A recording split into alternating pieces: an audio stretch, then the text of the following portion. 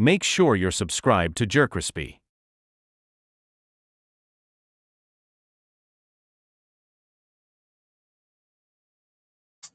What's up, y'all? It shows the most, that's the most. JerCrispy, back in the video. The Shadow Ranger got that dog in him. Make sure you like, comment, subscribe, follow our social media. It's gonna pop on the screen. Y'all really like the Quanta Ranger? If I say that right, probably said it wrong like a motherfucker. But hey, here we go. But Doggy Kruger done ran down on this chick and started chopping every monster she threw at him. Man was slicing these things mid-air. Boy was going so fast, he started just cutting the pages because the monsters didn't even have time to come out yet. He done pulled up on little girl and she's like, "What are you gonna do to me? I'm just a kid." Boy's like, "Don't worry, we gonna try you as an adult." Turned her into a garbage pail kid. Thank you to everyone that commented. I'm blessed to have you. Today we are talking about Anubis Doggy Kruger. And the only way to do right by this character is by covering the Power Ranger version while also mixing in his Super Sentai version. So hopefully you get to see something new. Because when we're talking about the Uncle the SPD Rangers, everyone's favorite dog man and the furry community's favorite chew toy. What did I just see? We gotta do the boy justice. So let me tell you how the Shadow Ranger really got that dog in him. So when we first meet Doggy Kruger, he is the head honcho of the SPD. Who? Those unaware, the SPD version of the Power Rangers we are watching are pretty much like a future police task force on a world where aliens and humans live in harmony. That's why my man can look like a sci-fi version of Bluey and nobody bat an eye about it. But what we cut in is Doggy debriefing his A-team of Power Rangers, as he is sending them on a top secret mission to lower the defenses and weaken Grom, who is the Skeletor villain of the season, and hopefully get rid of his tyranny for good. And this squad's gonna be AFK for most of the season. We're only gonna hear about him here and there and when they inevitably disappear. But we'll get back to them a little later. But with them off planet, Doggy has to assemble him a solid B team. But as you can see, this Power Ranger squad lacking a couple colors. Luckily enough, they were able to cop the last two colors that they needed from a couple delinquents that our boy's gonna have to whip into shape. This being one of the reasons I really love SPD is because it's one of the few times that we ever get a Black Red Ranger. And as a mixed kid, I thought that was pretty cool. Now, if you wonder why 3 out of the 4 Black Red Rangers were the captains of series that were all car themed, I'm guessing Saban just thought we really liked the Fast and Furious franchise after they hear all the rap music about them 24-inch chrome and butterfly doors. But back to our main subject, Doggy has to spend the first quarter of the season really whipping these whippersnappers into shape as they learn what it means to be a ranger and holding down the city. And they were doing really good until Doggy Kruger's blast from the past appeared as being the man that helped destroy his world and take his wife from him, that being General Benat. And after this man came back and stole another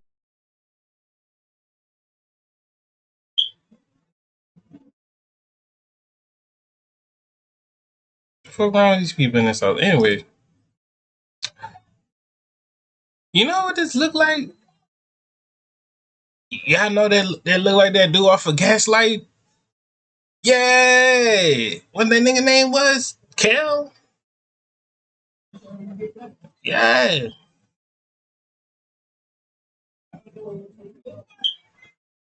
chick from the Doggy Dog. He knew that he had to put his foot down and get to work. And this was about to be one of the coldest moments in Power Rangers history, where our man Doggy pulls up solo dolo ready to fight an army. And I'm gonna have to shoot to the Super Sentai version because this was even cooler as my man had the shades on. My boy got the custom Versace lenses on, boy looking dope as hell. And he done threw them things up and hit the transformation that would befuddle everyone for years, because how do you fit this doggy face into a mask? But it don't matter because it was too dope. But with that, we get the first appearance of the Shadow Ranger. Ooh. And boy's drip is off the scale. Okay, that's cool. Dog Ranger. He the only Dog Ranger or something like that? Like, y'all let me know. He the only Dog Ranger in there or what? That camera start taking pics of the boy. Boy even got the number 100 tatted to the fit. That's how you know he keep it real. And to even make it more poetic, is he about to go 1v100. Man's gonna have his own Kingdom Hearts 2 moment. I don't know what was up with the early 2000s and the 1v armies, but thank God for him. But if not having one of the dopest fits in Power Ranger history was not enough, the man got the blade to match as he done whipped out the Shadow Saber. saber. And I'ma keep it a buck. I'ma need this from a wall. And bruh, the creators knew they were finna cook with this scene. They even popped up a number at the bottom of the screen so you could keep track of what this man was finna do. His man unleashes his Bankai and darts out swinging. And with only swinging his sword 5 times, this man has already took down 20 of them. Bro, he got the counter doing the inverted Mob Psycho. Nah, I haven't seen a man mass murder this many robots since Samurai Jack. Man was saucing the robots up so hard he stopped swinging for a second just to throw 2 random kicks just to mix it up. Man done pushed one of their chests in so hard he done turned it into a Volthoop with self-destruct enabled. And just to prove that my man got the sauce on him, he don't walk away from the explosion. He fly away from it. Mind you, the whole time he is ticking down this number by chopping these minions, homie is posing for the camera every scene. My man Doggy knew he was about to sell all of the toys. This man is so powerful, he is literally making ripples in the air. What in the white beard am I seeing right now? You know, man. That nigga hitting his whole little dancey dance with that mug. Ain't no way, son. And then why every time they try to jump and they don't end up getting a good jumping? Just like real life. Niggas don't know how to jump in real life. They must learn this from the cartoons. Cause cartoon niggas, they can't jump for shit. They can throw them bitches. They got some cartoons that can throw them bitches. And sometimes, I don't know. Was having fun with the fight choreography because he done dropped a double kick to one of the robot's chest. But after this most disrespectful battle, he ends up with 20 left and decides to end the fun early by doing one big spinning swing, knocking out all 20 of them simultaneously. Nah, my man different. And if you thought my boy wasn't done cooking in the kitchen yet, you are mistaken. As General Bannock done showed out of nowhere and pulled out the strap on him. Done had man in the 007 pose and thought he could give Doggy Kruger the JFK surprise. Man went for the headshot as my boy ricocheted the blast away and was able to save the kitty. That means 2 things. And Doggy laced up on the man and made quick work of him. And he decides it's time to put my man through the judgment and whips out probably one of the coolest gimmicks in a Power Ranger season, where their devices and morphers are able to judge a person and consider them guilty or innocent of the crime they are accused of. And up to this point, every monster has been pretty much guilty. So imagine the shock when Anubis asked, "You are guilty of destroying my planet and taking my wife from me." And that said he was innocent. Anubis himself was surprised, like, so he innocent for taking his wife and taking his own planet and shit like that, bro. Bro, if we watching the same thing that I'm watching, ain't no way nobody was gonna take my wife and my planet, and they think they was gonna get away with it. To you. So how can it be? Which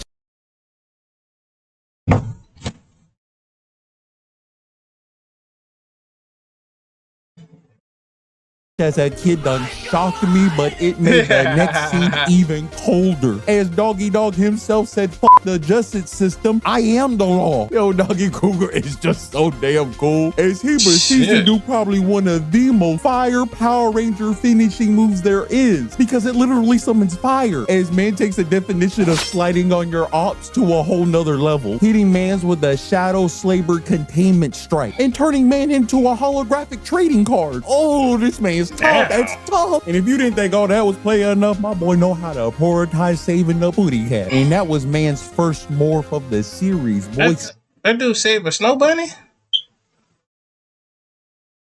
Gotta let it go. Stay cooking for the rest of it, which we're about to get to. But first,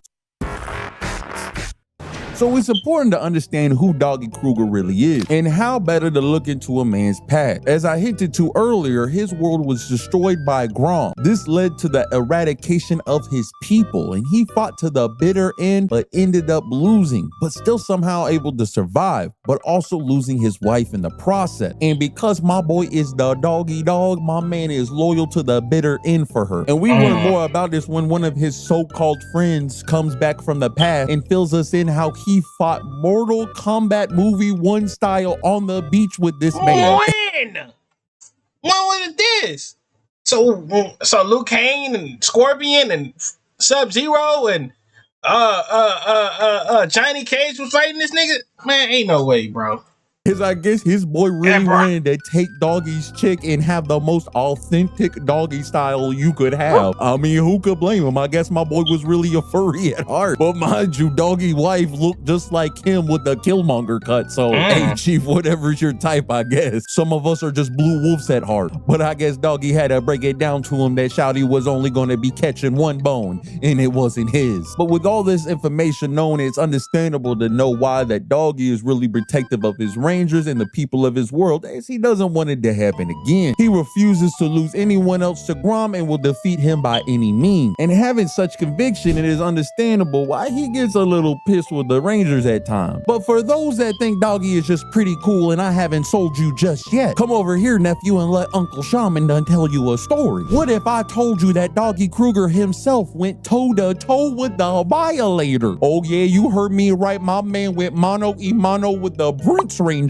But sadly, us in the States did not get to see this masterpiece at work. But just like Drake, I'm about to colonize and localize this thing right here for you. So SPD and Mystic Force end up crossing over to destroy a new threat that has teamed up with the respective villains of each series. But these guys were able to get the upper hand and almost eradicated both the Red Rangers of each squad. Well, that was until Nubis done jumped in the scene, saving both respective Red Rangers from being expunged from existence from some force lightning. But you know the Violator can smell a man's power level from a mile away, even in the depths of hell himself, and my boy done slide into frame. Mind you, man did not show up in the crossover once. Man said 2 full Power Ranger teams with a 6th Ranger was not a competition. But that's the crazy. Shadow Ranger, I like ya and I won't ya. Now run my fade. Man, look at the other villains like, yo, go do your thing. I'm busy right now. And instantly started blasting on Doggy. And this man, Doggy, mid-flight whips out the Shadow Saber and Korag says, I will oblige ya. As they took this battle from Super Sentai to Super Saiyan, as these boys start teleporting all over the place. And all I'm thinking to myself watching this, if our Power Rangers from our series had to face this Korag, they wouldn't have made it past episode 1. These men were flash stepping all over the place. They ended up in a whole different location. I cannot put in words how much aura is on the screen right now. Come on now. Who took their precious time to do all them pictures? I ain't saying I'm jealous, but that's kind of low-key creative though. They really got some niggas out here that really be doing stuff like that. Okay. Female, like what is a female? I don't know.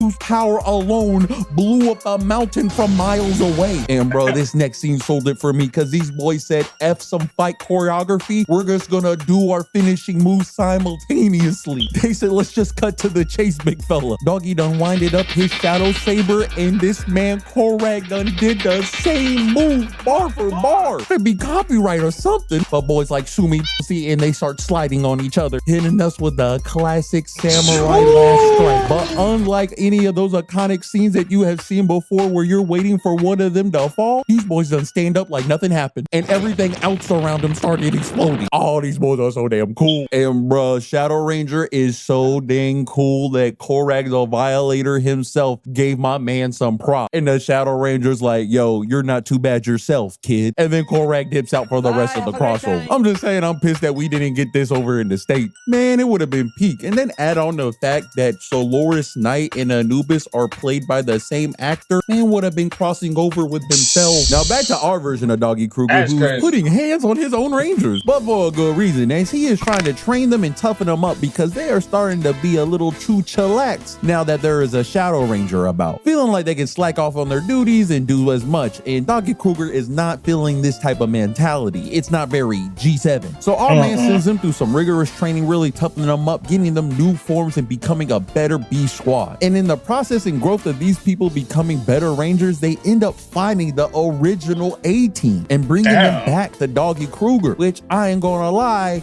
man started glazing them a little too much. He done really made the B-team feel like some C-listers, and they started worrying that they were going to be treated like trash. But they were going to have to worry about that for long, as the A-team done pulled the strap out on Doggy. Yeah, the A-team done pulled that Anakin and thought the dark side wasn't that bad. The fuck? So, my nigga, is y'all been trapped in... Hold on, let's go back for that little split moment. I'm about to get on y'all ass. How dumb y'all gotta be. Whoever wrote this fucking dumb ass shit, bro. Let's get to right here. Becoming better Rangers, they end up finding the So y'all was stuck in this bitch for don't you know how many years, how long you was stuck into this bitch. Now you want to go turn against the nigga who sent you on the mission. You the one got stuck. Ain't nobody that's not his fault just because he sent you on the mission.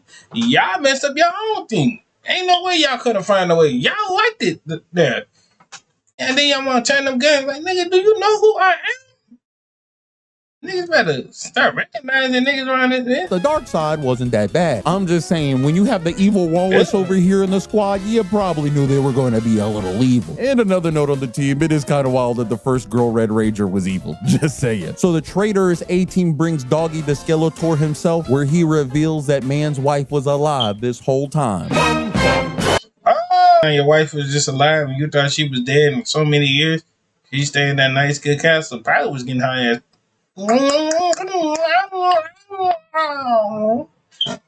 The B team having to handle and face off against the A team, which I'll cover in another video, but the cut it short, they done turned them boys into a booster pack. But after defeating them, they still need to find Anubis. Luckily for them, the comic relief character was there to betray them. And I ain't gonna lie, watching this again, that betrayal still hurt, because man done had them captured and put in the cage ready for execution. Luckily enough, my man had a change of heart and actually ended up saving the Rangers. But with this, we're getting prepared for the final showdown as the Rangers go and make their moves, destroying the ship. And for Doggy, it was on site with anybody that came in his gland. And the first person he was about to put the paws on was this 10-year-old girl.